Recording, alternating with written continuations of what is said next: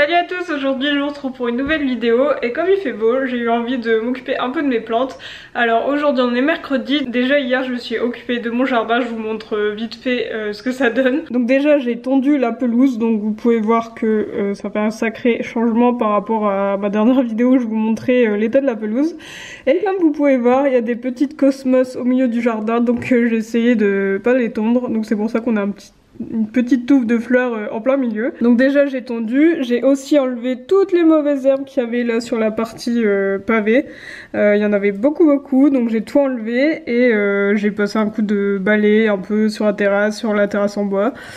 Et voilà, donc ça m'a pris pas mal de temps. Il y avait aussi des panneaux qui étaient là avec des branches mortes derrière, donc j'ai jeté les branches. Et les panneaux, je les ai mis là pour l'instant derrière les poubelles. J'ai aussi un peu coupé le fusain. J'ai coupé les branches qui partaient un peu dans tous les sens pour que ça fasse un truc plus régulier. Donc voilà, j'ai fait tout ça hier. D'ailleurs, c'était à moitié sous la pluie, c'était pas génial. C'était un peu galère de tondre avec la pluie. Mais en même temps, il pleut tout le temps en ce moment, donc il fallait que je le fasse. Mais comme par hasard, le lendemain, il fait beau, mais bref. Mais donc ça c'était hier et aujourd'hui je vais donc m'occuper de mes plantes et vous allez voir qu'il y en a qui sont en très mauvais état parce que clairement depuis qu'on a Loki je me suis pas du tout occupée de mes plantes. Je crois que depuis qu'on l'a, donc ça doit faire 2 ou 3 semaines, je crois que j'ai arrosé mes plantes une seule fois et je m'en suis pas du tout occupée. Il y en a qui sont vraiment dans un mauvais état, donc j'avais envie de vous montrer un peu ce que je fais quand j'ai le temps comme ça, de faire une sorte de gros check-up de toutes mes plantes. Vous allez voir que je fais quelques petites choses qui permettent de les, on va dire, de les rafraîchir. Et du coup je me suis dit que j'allais vous faire une petite vidéo pour vous montrer ça, donc c'est parti. Alors déjà pour ces plantes-ci ça va, c'est celles qui sont le moins impactées on va dire par mon manque de temps, parce que elles poussent vraiment toutes seules. Enfin mon pilier il est en pleine forme, vous voyez il me fait plein de nouvelles pousses. Pareil ici, plein de petites pousses malgré que ça fasse assez longtemps que je l'ai pas arrosée. Celle-ci elle avait fait plein de jolies fleurs, il y en a pas mal qui sont tombées je pense parce qu'il n'y avait plus assez de soleil et pas assez d'arrosage. Mais vous voyez elle m'a encore fait des jolies fleurs donc ça va. Après mon ficus, j'avoue qu'il est pas trop en forme, vous voyez il a quelques feuilles jaunes et j'en ai déjà enlevé pas mal. Je sais pas si c'est juste à cause de mon manque d'arrosage ou s'il y a autre chose, parce qu'à un moment j'avais remarqué qu'il avait des petites araignées rouges, donc faut que je vérifie, mais je pense qu'en l'arrosant et en enlevant les feuilles jaunes ça ira déjà mieux. Ici au-dessus on a mon aloe vera qui va très bien sans que je fasse quoi que ce soit. On a ma calathea que je vais vous montrer d'un peu plus près. Alors celle-ci elle était infestée d'araignées rouges, du coup j'avais tout coupé, je sais plus si je vous l'ai montré en vidéo, j'avais vraiment tout coupé à ras. Et vous voyez il y a 5 feuilles qui ont repoussé et qui sont vraiment super jolies.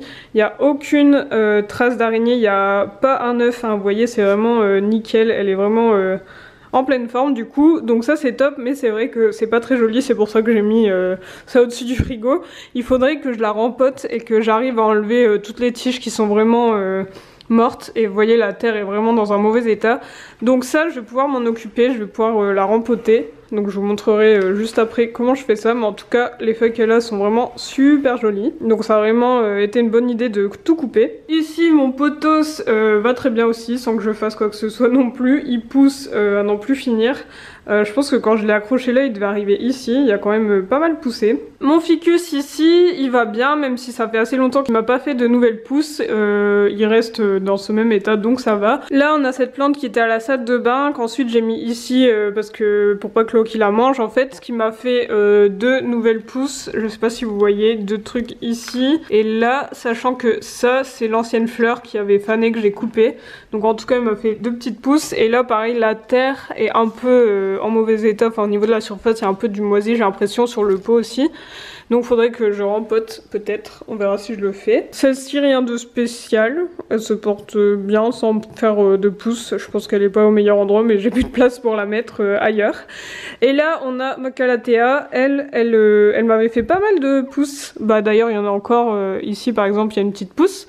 Mais elle a des araignées rouges, donc quand vous regardez en dessous, comme vous pouvez voir elle a des petits points blancs, en fait c'est les œufs. Et elle a aussi des zones araignées rouges qui se baladent. Et ça explique pourquoi ces feuilles sont pas non plus au top de leur forme, même si elle me fait des nouvelles pousses. Et en plus avec le chauffage vous voyez les feuilles, enfin le bout des feuilles est plutôt abîmé. Ça c'est à cause du chauffage, ça m'avait fait pareil l'année dernière, donc ça je vais pouvoir couper aussi un petit peu le bout des feuilles abîmées. Et la terre, elle est en mauvais état aussi. Je sais pas trop ce que c'est ça, c'est orange en fait. Je sais pas si c'est du moisi ou des bêtes, des œufs ou je sais pas ce que c'est. Dites-moi en commentaire si vous savez ce que c'est. Mais en tout cas, faut que je nettoie un peu ça. Ici, mon yucca, depuis que je l'ai mis proche de la fenêtre, parce qu'avant là, il y avait ma calathea que j'ai complètement coupée, donc à la place j'ai mis mon yucca. Et ben lui, depuis qu'il est là, il se porte super bien. Vous voyez, il a plein de toutes petites pousses trop mignonnes. Donc lui, il est en pleine forme. Là, on a mes petits cactus qui vont bien aussi. Celui-là, il m'avait fait plein de fleurs, maintenant elles sont parties. Là, on a celle-ci que j'avais achetée chez Lidl, je sais plus son nom, mais elle va bien. Comme vous voyez, il y a quelques petites feuilles fanées à enlever, mais sinon ça va. Là on a ma monstera, elle m'a pas fait de nouvelles feuilles depuis un moment et j'ai l'impression qu'elle est un peu raplapla, je pense que c'est à cause du manque d'arrosage. Et aussi ses feuilles sont assez sales, il y a des traces de gouttes quand je l'ai vaporisée, mélangées à de la poussière, donc faut que je nettoie ça, donc je vous montrerai après comment je fais. Ici on a une petite plante qui est en train de dormir. Là on a ce pothos là qui se porte plutôt bien mais qui pousse pas non plus des masses. Il a des nouvelles pousses mais qui n'ont pas bougé depuis un moment. Je pense qu'il a pas beaucoup de lumière à cet endroit là. Et là on a les dernières plantes du rez-de-chaussée qui font vraiment la tête. En fait c'est celles-ci qui sont en vraiment très mauvais état. On a ma calathea ici qui a des feuilles complètement mortes, complètement desséchées. Il faut que je m'occupe de les couper, ça fait un moment que je l'ai pas fait. Pareil ici, c'est la plante bébé de celle-ci. Pareil, ça c'est à cause du chauffage, elle était en pleine forme et depuis qu'on a allumé le chauffage, les feuilles font vraiment la tête en fait, vous voyez. Donc ça c'est pas génial. Oh là là, je viens de voir la terre, oh, j'avais même pas vu. La terre est complètement moisie. Et là ma maranta, pareil. Je sais pas si c'est que le chauffage, que le manque d'arrosage ou les deux, mais vous voyez les feuilles là, il faut que je les coupe. C'est une catastrophe. Et je sais qu'elle a aussi des petites bêtes, des petites araignées de temps en temps. Donc il faut que je regarde ça. Ensuite là on est en haut, on a celle-ci qui est en mauvais état aussi. Il faut juste que je coupe un peu les feuilles qui sont abîmées. Elle me fait des taches comme ça, c'est peut-être à cause du chauffage. Et sa fleur, sa dernière fleur a complètement fané. Mais celle-ci, je l'ai récupérée de mes grands-parents, je l'aime pas trop, du coup je m'en occupe pas trop. Mais je vais quand même couper les parties abîmées. Et celle-ci, elle est en pleine forme. Elle me fait plein de nouvelles pousses. Vous voyez, il y en a une là, il y en a une là, il y en a une grande ici, il y en a plein. Et pourtant, tout ce que je fais, c'est l'arroser. Là, du coup, ça fait 2 semaines, mais sinon, je l'arrose une fois par semaine. Et je fais rien d'autre. Et elle est en pleine forme. Et je pense que c'est parce que, du coup, elle a le soleil qui tape sur elle. Donc, c'est nickel. Donc ça, c'est cool. J'aimerais bien pouvoir la remettre en bas. Parce que je l'aime trop cette plante, mais on n'a pas trop la place en bas, du coup elle est ici. Mais donc là je vais vous montrer comment je m'occupe des plantes qui en ont le plus besoin. Donc je vais juste arroser celles qui se portent bien, je vais pas vous montrer ça, c'est juste un arrosage. Mais je vais vous montrer ce que je fais pour celles qui sont le plus abîmées. Alors je vais commencer par m'occuper de ma monstera. Donc en fait ce que je vais faire c'est que je vais surtout nettoyer les feuilles. Je vais vous montrer pour cette feuille et après je ferai toutes les autres. Donc la première étape c'est avec un chiffon d'enlever la poussière. Donc je vous montre vite fait comme ça, mais c'est vrai qu'à une main c'est un peu compliqué. Mais comme vous voyez il y a pas mal de poussière que j'arrive à enlever avec mon chiffon. Donc déjà je vais enlever toute la poussière de cette feuille. La poussière c'est fait, ensuite je prends un autre chiffon et cette fois je passe avec de l'eau. Ça va permettre d'enlever les traces de gouttes que je vous ai montrées. Et ça permet de rafraîchir un peu les feuilles. Donc voilà, là c'est une fois que j'ai nettoyé à l'eau, donc vous voyez c'est déjà mieux. Et la dernière étape c'est de prendre de la bière. Et pareil, on imbibe un petit chiffon avec, sans la mousse c'est un peu mieux. Et pareil, on place ça sur les feuilles. Et ça va vraiment permettre de faire briller les feuilles. Parce que du coup, la première étape d'enlever la poussière, ça va permettre à la plante de bien respirer, de faire sa photosynthèse. Mettre de l'eau, ça va bien nettoyer et l'hydrater un petit peu. Et la bière, en fait, ça va faire briller. Vous allez voir qu'après, les feuilles vont vraiment être luisantes. Donc voilà, je vous ai montré les 3 étapes. Donc là, je vais le faire pour toute la plante et je vous montre le résultat après. Et voilà le après. Donc vous voyez, elle est vraiment magnifique comme ça, elle est toute luisante, donc c'est totalement différent de tout à l'heure. Et ce qui est bien avec la bière, c'est qu'il n'y a plus de traces de gouttes, c'est pas comme avec l'eau où après on a des traces, là il n'y a vraiment aucune trace. Vous voyez, les feuilles sont vraiment brillantes, sans traces, il n'y a plus du tout de poussière, etc. Et franchement, ça fait du bien de l'avoir comme ça. Du coup il me reste plus qu'à l'arroser, et comme ça, pour celle-ci ça sera bon. Maintenant je vais pouvoir passer aux plantes qui sont plus en détresse, donc je vais notamment vous montrer comment je fais pour celle-ci et après je ferai la même chose pour les autres. Donc déjà, première étape, c'est de couper les feuilles abîmées parce que les feuilles, une fois qu'elles sont abîmées, jaunes, qu'elles ont noirci, séché, etc., elles repousseront pas, donc il vaut mieux les couper pour pas épuiser la plante. Donc là par exemple je vais couper celle-ci, je vais couper le bout ici de celle-là. Celle-ci elle est trop abîmée donc je vais la couper. Là il y a juste la pointe, donc je vais couper la pointe. Voilà, à peu près tout, donc je fais ça tout de suite. Voilà, donc j'ai coupé ça, et du coup maintenant pour celle-ci, ce qui est ultra urgent, ça va être la terre sur le dessus. Donc je vais la sortir de son pot.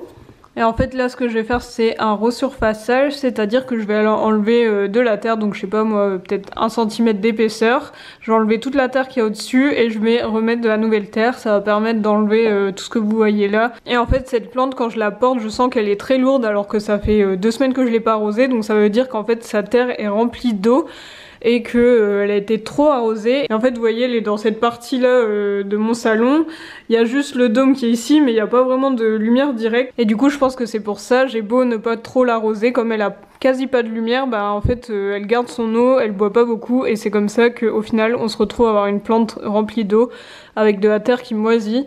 Donc ce que je vais faire c'est que je vais donc faire un resurfaçage et après je vais essayer de lui trouver un nouvel endroit.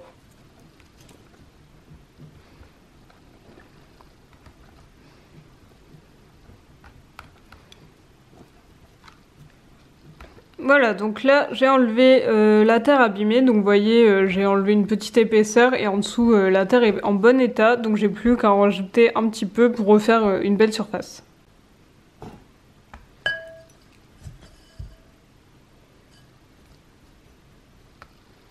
Et voilà, de la terre toute neuve, donc maintenant que c'est fait, je peux la remettre dans son cache-pot et du coup il me reste plus qu'à lui trouver une nouvelle place qui soit plus à la lumière. Le truc c'est qu'à un moment je l'avais mise sur la cuisine, elle était bien placée, mais du coup Oli avait mangé les feuilles, donc c'est pour ça qu'il y a des trous.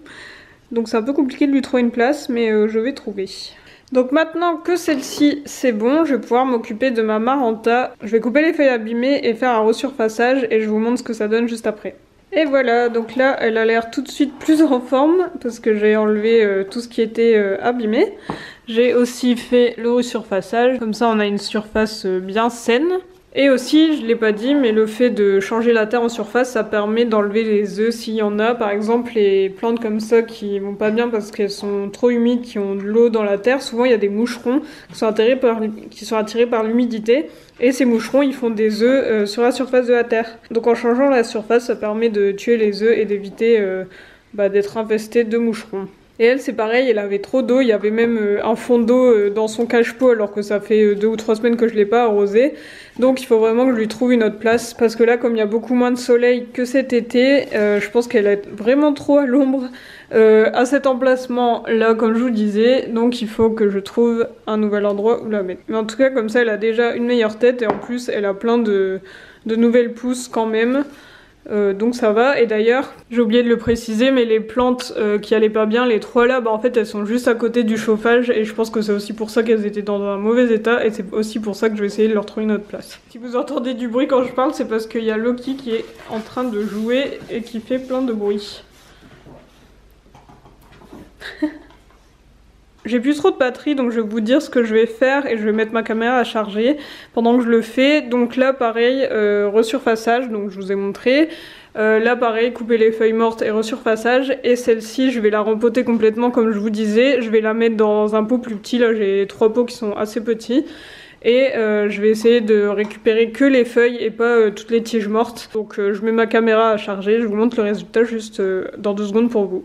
Et voilà pour celle-ci, j'ai fini d'enlever les feuilles mortes et de resurfacer un peu la terre. Comme ça on a une belle surface.